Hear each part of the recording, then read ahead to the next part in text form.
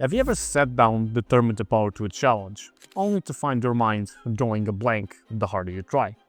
It's counterintuitive, but the breakthroughs we often crave arrive when we step away, not when we push harder. You see, I've never really bought into the idea that longer hours equal better results. The notion of 12 and 16-hour workdays always felt backwards to me, even as a kid. And after experiencing those marathon workdays myself, I can definitely say they aren't all that they were painted to be. We've all been sold hustle culture as the only path to success. But what if that path is actually a dead end? What if our glorification of busyness as a society is simply a bad strategy to begin with? Working tired, I believe, shouldn't be a badge that you wear with honor. And we've been conditioned by hustle culture to see busyness as a status symbol, disguised as an effective strategy for achieving success. But I think that grinding isn't wisdom nor a strategy. Productivity is a game of diminishing returns, which means that the longer you work, the more likely it is that what you produce becomes worse over time. And if you're always working 12 plus hours a day, then you're at least working on a few wrong things. And there's clear room for improvement, in my opinion. You can speed up your work with AI, you can learn how to discover your strengths and focusing on leveraging them, but you probably just don't want to realize that, because then you won't fit in with the world that glorifies staying occupied.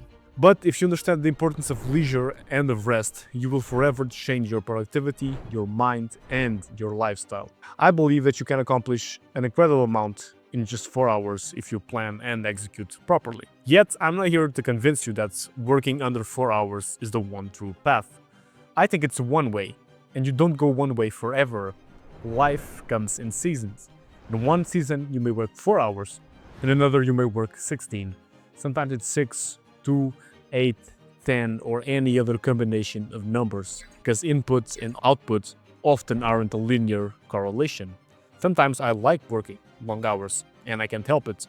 But the fact remains that the most successful people I know aren't working around the clock. They're strategic about their energy, they're choosy about their commitments, and they understand that creativity and problem solving flourish with space, not with pressure. And so they treat rest as a priority and as a fundamental part of their work. My purpose with this video is just to prove that a continuous 16-hour workday isn't going to deliver the results that society has convinced you it has, and that it isn't something that's mandatory or essential for your specific journey. Now, the science on this is crystal clear. A Stanford study found that productivity per hour declines sharply when a work week exceeds 50 hours. And after 55 hours, productivity dropped so much that putting in additional hours just became pointless. Researchers also tracked workers across various industries, and the trend maintained. Lower quality work, more errors, and ultimately diminished output. An even better example of this is that of Andrew Barnes, a founder of a New Zealand-based company called Perpetual Guardian. In 2018, he initiated a trial of a 4-day workweek, allowing employees to work 4 days for full pay without extending daily hours. Now the deal was, if the workers could maintain the same output of work during a year, then he would institutionalize that change. The trial yielded impressive results, with a 20% boost in productivity, reducing stress levels and improving work-life balance. Consequently, Perpetual Guardian adopted the 4-day workweek permanently. See, our brains function like muscles in the sense that they require recovery time to perform optimally. That's how you often get your best ideas in a shower or in a walk, and not while staring at a screen during the 12th hour. Now let's break down 3 myths that keep us chained to the idea of the grind. Myth number 1 being, success requires sacrificing your health and relationships. Success is only success if it's sustainable. And I'll say that again, success is only success if it's sustainable. Trading your health for money isn't wealth. And the version of you that can put out the best quality of work is the version of you who is healthier, which means making time for exercising, sleep, proper nutrition, social time, and connection with friends and family. Don't fall for this myth, and please run away from anyone telling you that this has to be reality. It absolutely does not have to be, and it's a choice any one of us can make. Myth number 2, busy means important. Reality is that impact has nothing to do with hours of work, and no one finds you cool for being busy. I personally found busy people really annoying, usually because they make their whole personality around being busy. The people we admire shouldn't be the ones constantly talking about their packed schedules. It should be the ones that deliver exceptional results while maintaining boundaries. If you're constantly busy, that simply reveals a lack of understanding about leverage and an inability to impose boundaries. Nothing to be proud of. Myth number 3: rest is a reward you earn after success. Rest is a prerequisite for high performance and not a luxury. Elite athletes understand this principle perfectly. Do you really think LeBron James or Cristiano Ronaldo treat recovery as optional? Obviously not. It's essential. And the same applies to mental work. Sleep should be a non-negotiable, and leisure time should be treated as a part of the work process and given the same priority. Leisure time, by the way, isn't doom scrolling or watching Netflix. That's fake rest in reality.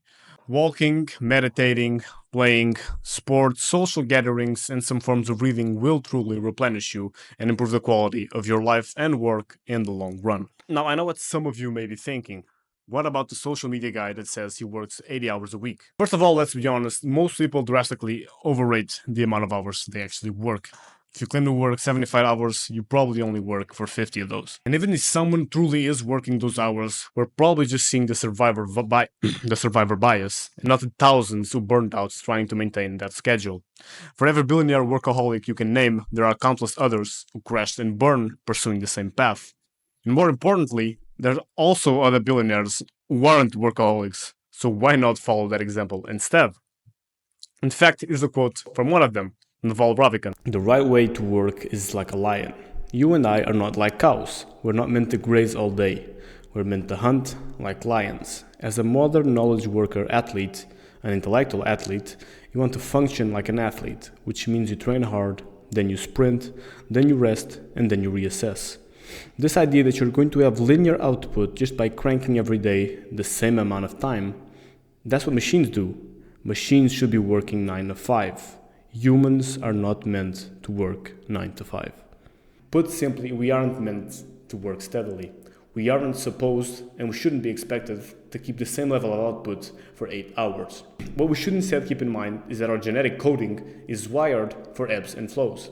Short bursts of high-level focus, intention, and creativity, followed by long periods of rest and recuperation from that effort. This realization for me was very liberating because when I was growing up, when I was in school, I always thought that my inability to focus and my perceived laziness were downsides of me, of my personality, and of who I was. And in reality, it's just much more likely that this is our genetic coding. This is in our DNA. We aren't meant to work in the system that they put us in. And there's no problem with that, because maybe some of us will be more capable to adapt to that system, and some of us won't. And the important thing is for you to create your own environment for the way that you function best. And this is what it's all about at the end. If you're happy working 16-hour days, then you can keep doing it, and that's perfect. And if you're not happy doing that, there's an alternative. It's just about realizing that whatever it is that we want is most likely achievable if we are willing to put in the work and maybe have periods of time where things aren't going to be going as well in strive of that ideal lifestyle. That's going to change with time. And one of the most beautiful things of life is that the end goal will never be achieved. So you get to keep reinventing, reimagining, and forging a new path.